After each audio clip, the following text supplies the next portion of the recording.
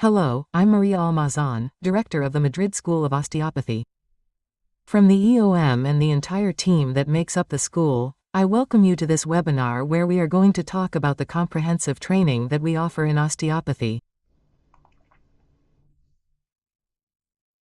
Well, before we start to review the content and tell you what it is about, I would like to give you a few details about key aspects of the school. It is one of the oldest osteopathy schools in the country, if not the first, and has been training professional physiotherapists in osteopathy for more than 35 years. It is also, we could say, the largest school in the world in terms of students in the classrooms and presence in countries and cities, as you can see there. Later on, we will talk a little more about the international aspect of the school and what it offers its students. Another highlight of our organization is the teaching team, right?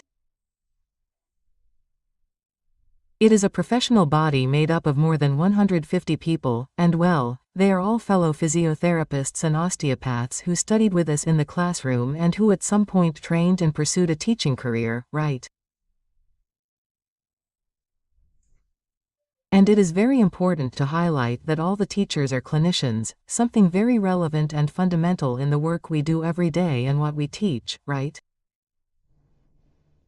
Well, let's talk a little about our study program, right? The full-time and part-time training that we offer. It is a 4-year training program divided into a first master's degree of 90 credits, which is made up of the first 2 years, which is the master's degree in continuing education in osteopathy of neuromusculoskeletal dysfunctions, and then a second master's degree, also of 90 credits, in research and advanced clinical osteopathy, which makes up the 3rd and 4th years of training, right? As I mentioned, since it is part-time, this means that the in-person seminars are held on the weekends, from Friday to Sunday. Sometimes they start on Friday morning, other times on Friday afternoon, depending on the seminar, and there are some live online seminars that are held on Saturday and Sunday. So, well, the schedule is set up this way so that students have greater opportunities to reconcile their personal and professional lives. So, well, once the student finishes the 4 courses and passes the final exam, they have to submit a short research paper, a scientific article, which is guided by our research department, which is our scientific advisory service. We will talk a little more about it later, right?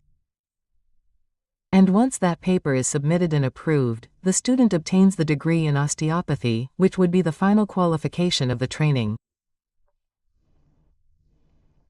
Well, specifically here, if we look at Spain, we are in different cities. We are in Madrid, but we are also in Barcelona, Valencia, Murcia, and in the Andalusian community in Fuengirola, Granada, and Seville. We are also located in the north, in the Basque Country, at the headquarters in San Sebastián, Vigo, and Tenerife, in the Canary Islands.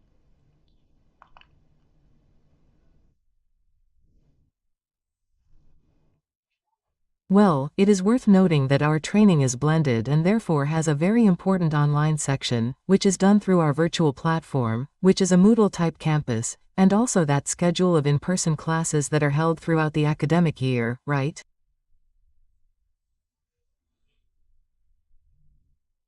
Approximately 7 or 8 seminars each academic year, right? Every weekend there are weekend seminars.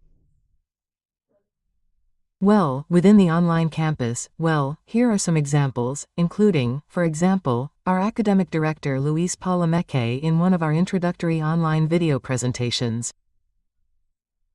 That is the format that is seen on campus. Or our professor Rafael Calvent, who is demonstrating a technique, which can also be seen on our virtual campus, right? And then the in-person classes, as we mentioned, in the different cities that I have indicated.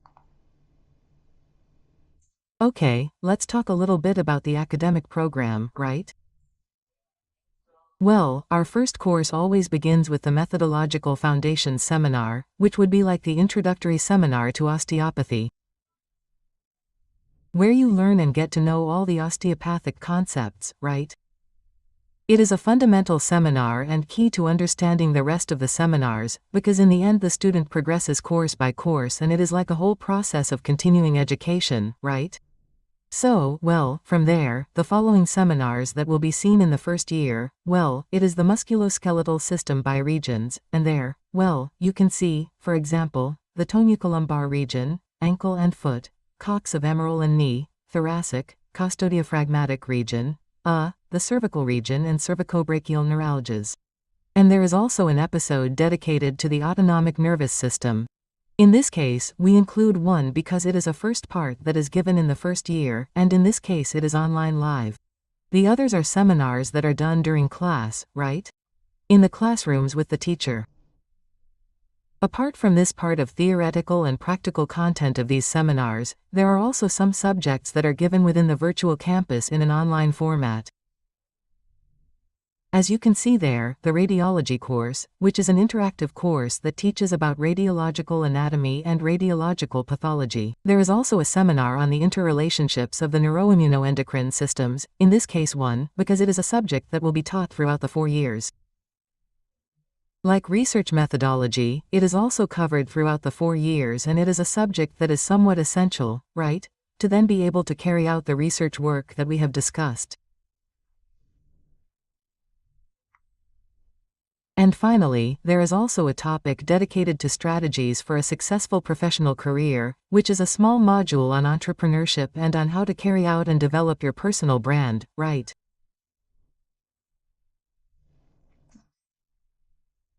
If what you want in your professional career is also to develop a clinical center, etc. Okay, as you can see there, the first course consists of those 11 seminars, both in person and online, and the importance of clinical practices is highlighted, which, beyond the learning process that takes place in the classroom among colleagues, right? That process of learning tests and techniques, and manual skills, the School of Osteopathy also has a clinical department where clinical practices are carried out with real patients. We will see that in a later slide. Well, continuing a little with the program, well, there you can see the contents that are taught in the second year of training, right? The second and final year within the master's degree that I mentioned about neuromusculoskeletal dysfunctions. Okay, here we introduce the stomatognathic system and the trigymnovascular system in headaches and migraines. We also see the cervicothoracic hinge and first rib, the scapulohumeral girdle. We will discuss the autonomic nervous system again, 2 in this case, which is done online, and also 3 because it is a face-to-face seminar dedicated to the ANS. And then we also see the elbow, wrist and hand, and neurodynamics of the upper limb, as well as the pelvic girdle. These are the face-to-face seminars that are held during the second year, and then also the same, right? There are a series of subjects that are still covered on campus, such as you can see there, acting in emergencies, again the knee interrelationships, again the research methodology, and also psychological factors in the therapist-patient relationship, something so important in our daily work in the office, right? Well, this would be for the first 2 years. I insist, the first master's degree that we have in a blended format during the weekends are also in an intensive program that is held during the week from Monday to Wednesday in the morning.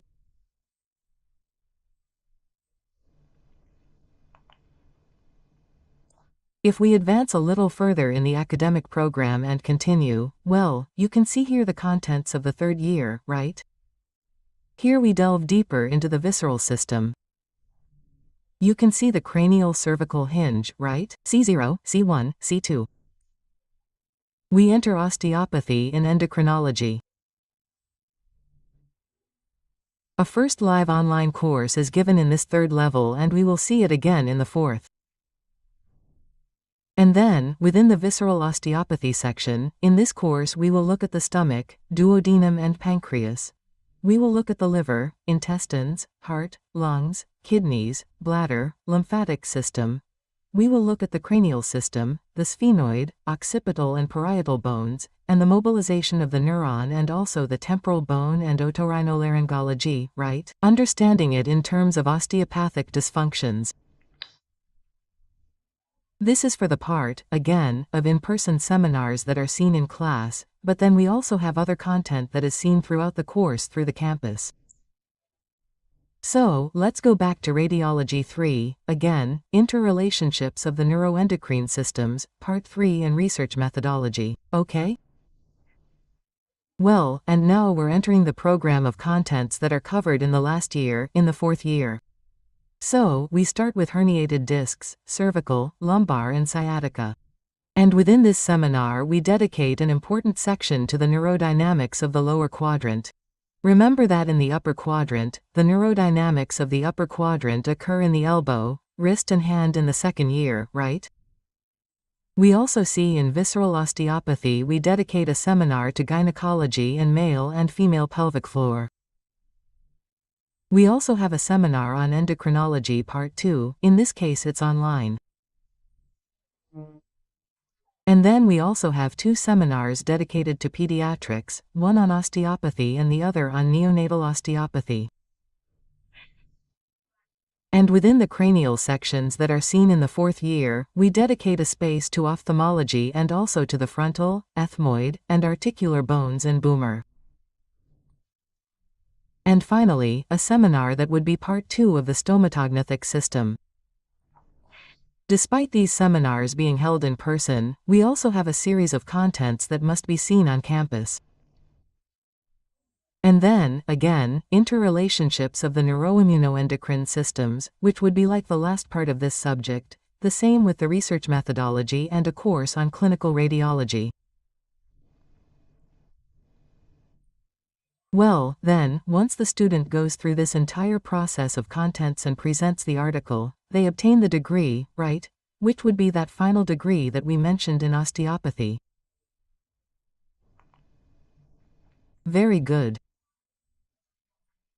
Well, as I was saying, the campus is very important to us in terms of training, and this is a bit like the guide or work script that each of the seminars that are seen follows, right?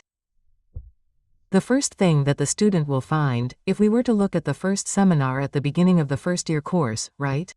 The one we mentioned earlier about methodological bases, well, the student will have a space with introductory videos about that seminar, in the format that you are seeing there, where our colleague Victor Manuel Fuentes is talking about a topic. Well, then, the student should go to the face-to-face classes having watched, learned, and studied those videos, so that later, in class, well, hey, if there are any questions, the professor can clarify any doubts that may have arisen while studying the videos, and also because the face-to-face practical classes are very much oriented towards clinical work, the development of clinical reasoning, manual skills, and learning thesis and osteopathic techniques.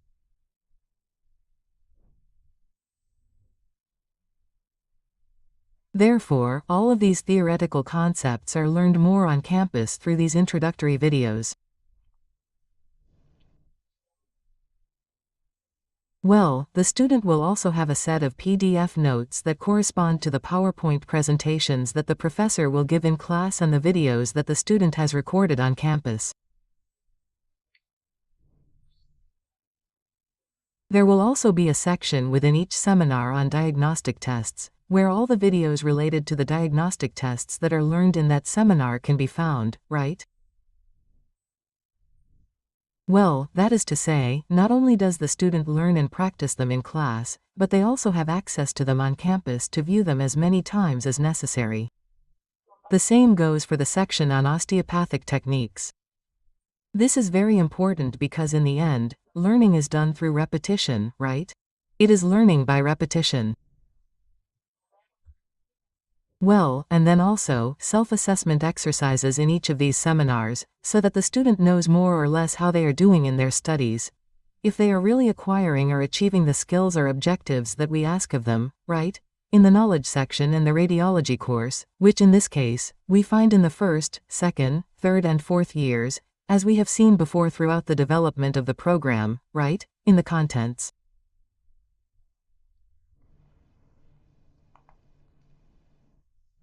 Well, one of the key aspects for us is also supervised clinical practice. So, the school has a clinical department at the headquarters in Madrid, in Valencia and in Barcelona.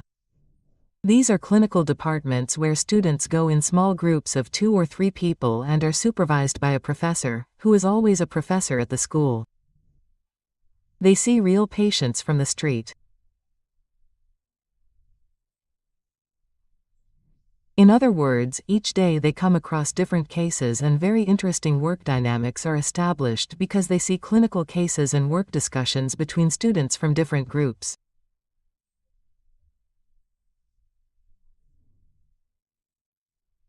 Furthermore, the professor is there to clarify any doubts related to the study process or training.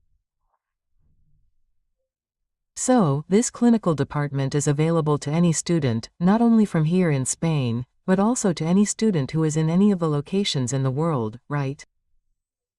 Also in America, American countries, Portugal or Italy.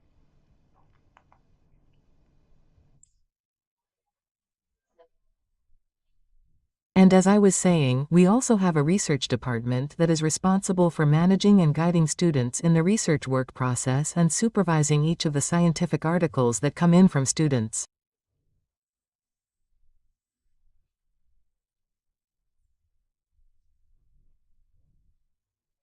In addition to the research department, the scientific journal European Journal of Osteopathy is published, which is the school's own journal with free access. You can find the website here if you want to take a look, and in the archives section, you can see the different volumes of the journal that we upload every 4 months. Many of them are publications, some of them are works by students, teachers at the school, or other colleagues in the profession. Well, I would like to take a moment to talk about exchange programs, because the fact that we are such a large school with a presence in so many countries allows us to organize exchange programs, right? Not only for academics, that is, for students who come from, for example, American countries to Europe or vice versa, to attend seminars or to spend a whole year, but also to attend the supervised clinical practice departments themselves. So, just as I said that in Spain we have 3 locations, in Brazil we also have 2 locations, one in Rio de Janeiro and the other in Campinas, which is in the state of São Paulo. Therefore, any student from the school can apply to do an internship in these places in the same way that they can apply to do an academic course or part of the training or a specific seminar in any of the countries where we are located. Well, this is thanks to the fact that we have the same academic program everywhere, right? Here I show you an image of the last faculty meeting that we recently had in Buenos Aires, and it is a representation of some of our faculty members from all the American countries and also the coordinators, right?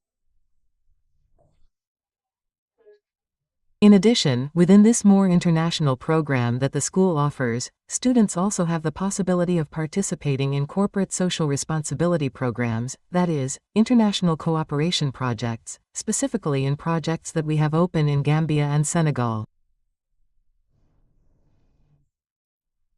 Okay, and finally, thank you for joining us for this webinar.